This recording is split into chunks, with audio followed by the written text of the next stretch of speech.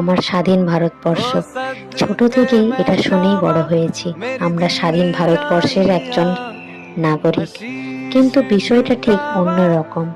আমরা স্বাধীন তো হয়েছি অনেক আগেই, কিন্তু সেটা শুধুমাত্রই ইংরেজ শাসনের কাছে। আমরা আমাদের মানসিকতার কাছে এখনো পরাধীন। আমরা মানুষ ঠিকই, কিন্তু মান আর হুঁশের বড়ই অভাব।